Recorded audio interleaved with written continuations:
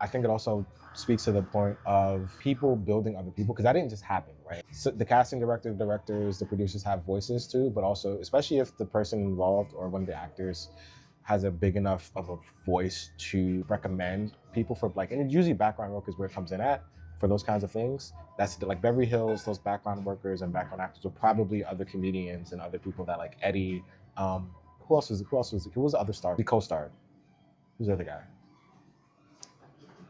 I recognize the guy, was not familiar with him. Okay. I should say that. So some of these people have gone on to have really big careers, but even like Damon Wayans was in it. Right. And that's a lot of probably he and Eddie knew each other. And they was like, yo, come on set. Because of Keenen. Keenen, yep. Paul, if you look at any movie that has that any Judd Apatow movie, so Judd Apatow usually has like a staple of people that he works with, Paul Rudd, Jason Segel, and so they pull in folks that they like. It's like, oh hey, we have this thing we're doing, we just need somebody to do this one quick role for us. Can you just pop in, do us a favor, have fun with it, whatever.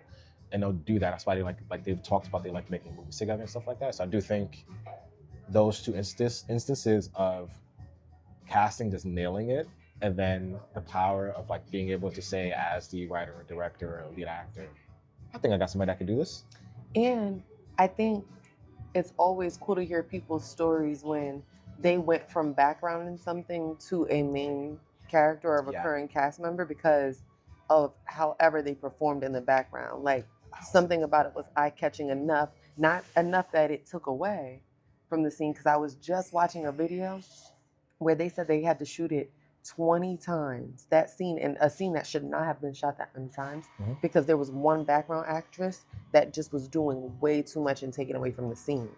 Yeah. Versus doing just enough that you're noticed in post and being like, who is that? Yeah. Versus, who is that? And I love those moments because some of my favorite characters on shows and in movies is not even the stars, it's the background. Like when you see the drama, some of the tertiary and fourth level characters, those are some of the best actors. Like it's hard to talk about it without giving too much away. I would say watch it, especially as a therapist and psychologist. Like it is very much in your wheelhouse in that regard. It's not a thriller, is it? Depends on how you use the term thriller. Because somebody was saying that like they saw it and it was scary. Like in a way there is some suspense. But I think there's a difference between suspense and scary. Well, that's the difference in a thriller and a horror. Right. A horror is supposed to be scary. This is not a horror. It's not a horror. A thriller is more suspenseful. So there are some moments of suspense. I wouldn't categorize it as a thriller for myself, but that's because I guess my threshold for that is just a little bit higher, right? Like there's some things where it's like, okay, I'm on the edge of my seat the entire way through. It's a drama for sure. Do they get married?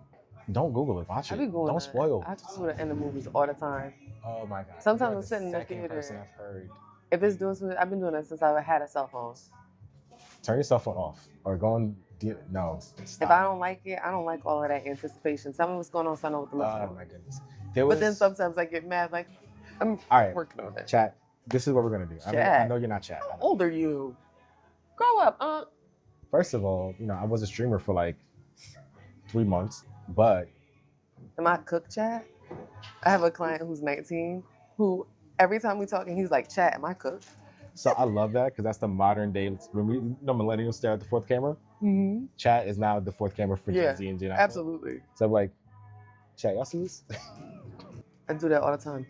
I wish we had a second camera over there because I know. It's so funny. I know. We need to give more money. I know. Somebody give us some money. We are open to sponsorships and product placements. We will happily shill. Respectfully, not for everybody. Well, what? Shill. Shill? Shill, S-H-I-L-L. I'm not familiar with that word. Shill basically means... Shillings. Yes.